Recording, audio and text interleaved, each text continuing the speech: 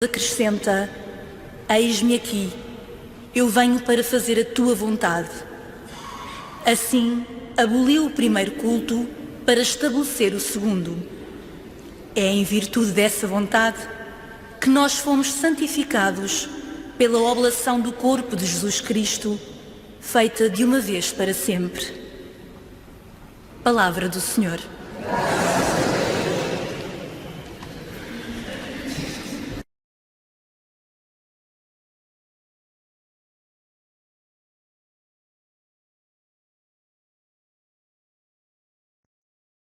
Estamos na presença de um texto muito importante do Antigo Testamento, Êxodo 20, 1:17, é um texto bastante longo e tem que ser lido com muito cuidado. Primeiro, de notar aqui esta primeira expressão: naqueles dias Deus pronunciou estas palavras.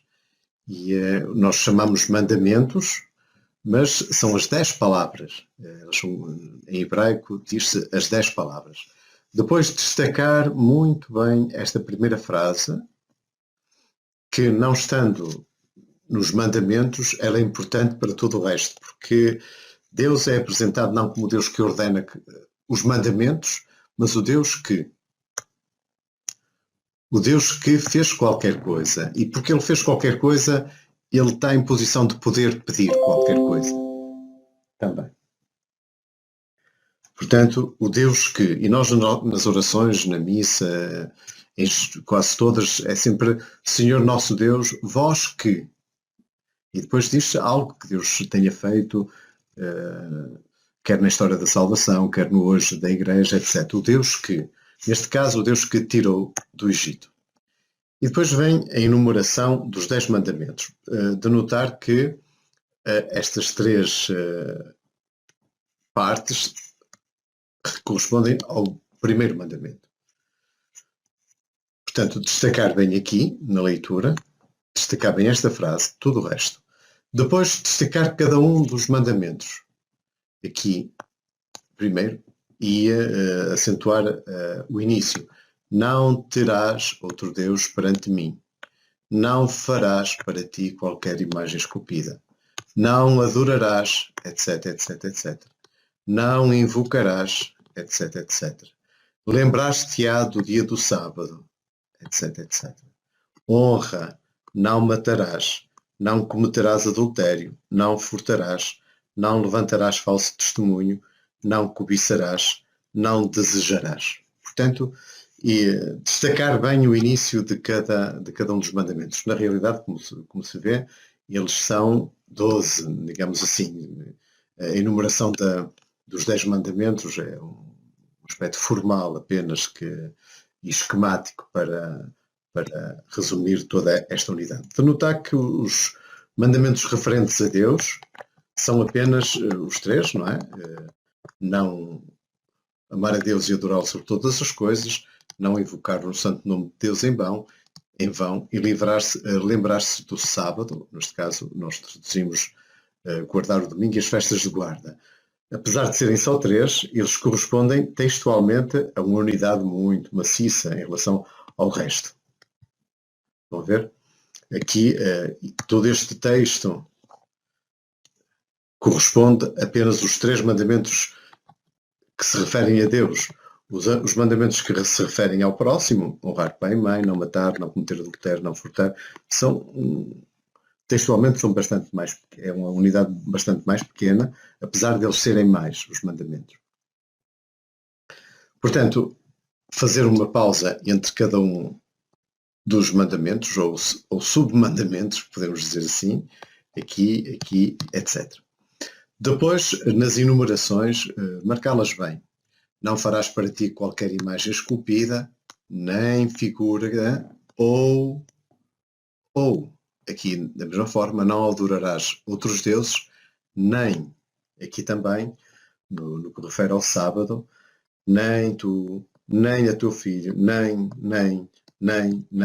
portanto fazer bem essa enumeração. Depois temos aqui adorar a Deus, a referência ao castigo, que pode ir até à 3ª geração, e depois referir de forma mais enfática a misericórdia, que vai até a milésimas gerações, para dizer que não há medida entre aquilo que é a misericórdia e aquilo que é o castigo. Depois vem aqui a referência, importante também porque aqui fala-se da invocação do nome em vão. Quer dizer, nem as palavras que sejam vãs, elas não têm consequências vãs. Diz, não invocarás em vão o nome do Senhor teu Deus, porque o Senhor não deixa sem castigo. Quer dizer que as palavras podem ser vãs, mas as consequências não são vãs. Portanto, mesmo no que refere ao castigo. Depois, dizer de forma solene esta frase. Mas o sétimo dia é o sábado do Senhor teu Deus. Assim como no livro do Êxodo também se refere a algo parecido em relação à Páscoa. É a Páscoa do Senhor. Aqui é o sábado. E esta frase tem um eco na frase final. O Senhor abençoou e consagrou o dia de sábado. Portanto, salientar bem estas frases. Depois, a honra devida ao pai e à mãe, a fim de prolongares os teus dias. Os teus dias.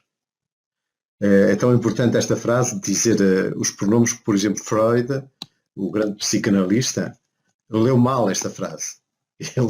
Ele diz, comenta o livro do Êxodo precisamente dizendo honra pai e mãe a fim de prolongares os seus dias. Ele fundamenta toda a sua análise deste texto num erro de pronome. Ele, em vez de ler teus, os teus dias, não, lê seus, fazendo essa leitura errada que não está lá no texto, mas enganou-se e fundamenta toda a sua análise nesse seu engano, digamos assim. Depois cuidar também esta enumeração final. Esta breve leitura está construída muito à base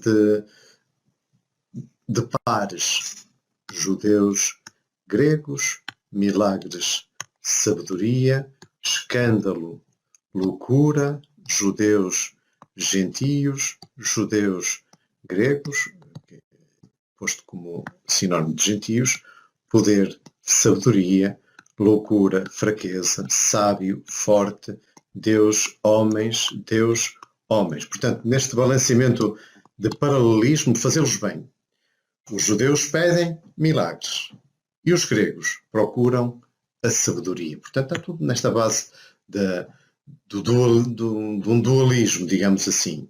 E mesmo em baixo, mesmo na parte final, pois a loucura de Deus é mais sábio, o que é loucura de Deus é mais sábio do que os homens. Deus, homens, a loucura e a sabedoria.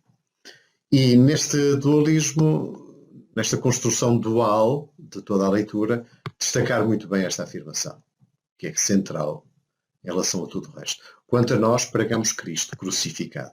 Portanto, uns querem umas coisas, outros querem outros, depois há a sabedoria, há os milagres, há a loucura, há a força, a fraqueza, etc. Isto é o movimento, é o ponto central de tudo o resto. Quanto a nós, pregamos Cristo crucificado. Portanto, destacá-la bem daquilo que está antes e daquilo que está depois, daquilo que vem depois. E fazer bem os diversos paralelismos.